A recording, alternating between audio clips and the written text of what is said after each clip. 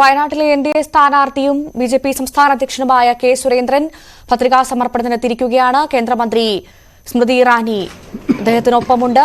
തത്സമയമാണ് പ്രേക്ഷകർ കാണുന്നത്. പത്രികാ സമർപ്പണത്തിനുള്ള അവസാന തീയതിയായിരിക്കെ ഇപ്പോൾ വയനാട്ടിലെ എൻഡിഎ സ്ഥാനാർത്ഥി കെ സുരേന്ദ്രൻ പത്രികാ സമർപ്പണത്തിന് എത്തിയിരിക്കുകയാണ്.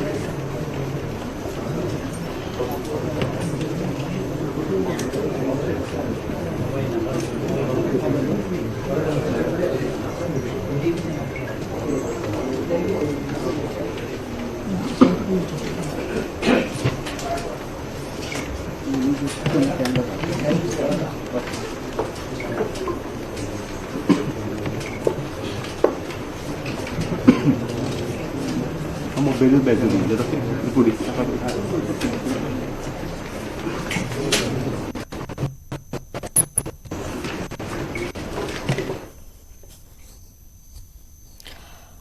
വയനാട് എൻഡിഎ സ്ഥാനാർത്ഥി കെ സുരേന്ദ്രന്റെ പത്രികാ സമർപ്പണമാണ് നടക്കുന്നത്. തത്സമയമാണ് പ്രേക്ഷകർ കാണുന്നത്. പത്രികാ സമർപ്പണത്തിനായി കേന്ദ്രമന്ത്രി സ്മൃതി ഇറാനിയും രാവിലെ തന്നെ വയനാട്ടിലെത്തിയിരുന്നു. കൽപ്പറ്റയിൽ വലിയ റോഡ് ഷോ കൂടി നടത്തിയാണ് സ്മൃതി ഇറാനി തന്റെ വരവറിയിച്ചത്. പത്രികാ സമർപ്പണത്തിന് ശേഷം കെ സുരേന്ദ്രൻ മാധ്യമങ്ങളോട് പ്രതികരിക്കുമെന്നാണ് മനസ്സിലാക്കുന്നത്. എന്തായാലും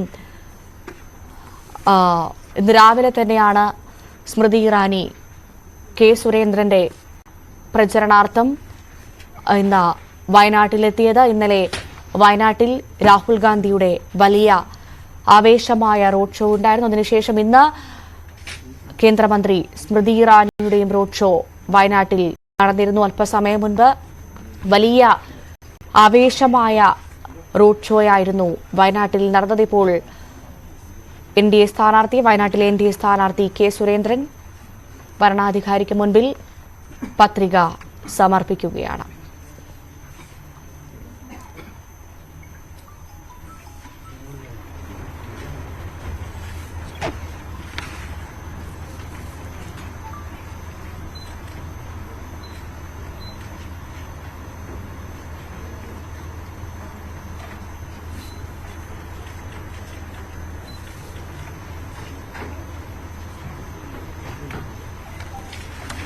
ലോക്സഭാ തെരഞ്ഞെടുപ്പിനുള്ള നാമനിർദ്ദേശ പത്രിക സമർപ്പിക്കാനുള്ള അവസാന ദിവസമാണിത്. ഇതുവരെ 143ഓളം പേരാണ് പത്രിക സമർപ്പിച്ചത്.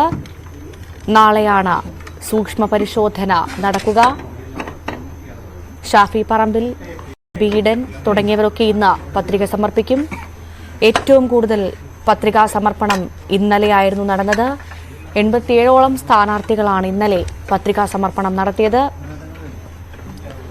ഇന്ന് രാവിലെ 11 മണി മുതലാണ് പത്രികാ സമർപ്പണം ആരംഭിച്ചത്. വൈകുന്നേരം 3 മണി വരെ പത്രിക സമർപ്പിക്കാൻ സാധിക്കും.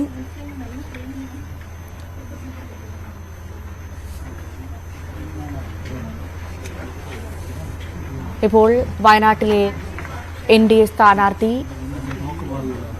സുരേന്ദ്രനാണ് പത്രികാ സമർപ്പണം നടത്തുന്നത്. സുരേന്ദ്രനൊപ്പം കേന്ദ്രമന്ത്രി സ്മൃതി ഇറാനിയും കാണാൻ സാധിക്കും. വലിയ ആവേശത്തോടുകൂടിയാണ് പത്രികാ സമർപ്പണത്തിനായി കെ സുരേന്ദ്രനും ഒപ്പം സ്മൃതി ഇറാനിയും എത്തിയത്. അല്പസമയം മുൻപ് തൃശൂരിലെ എൻഡിഎ സ്ഥാനാർത്ഥി സുരേഷ് ഗോപിയുടെ പത്രികാ സമർപ്പണവും പ്രേക്ഷകർ കണ്ടു. വലിയ ആവേശത്തോടുകൂടിയാണ് അദ്ദേഹം പത്രികാ സമർപ്പണത്തിനായി തൃശൂരിലേക്ക് എത്തിയത്.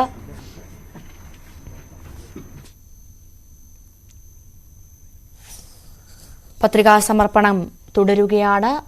ഇന്ന് 3 മണിവരെ പത്രികാ സമർപ്പണം നടത്താൻ സാധിക്കും.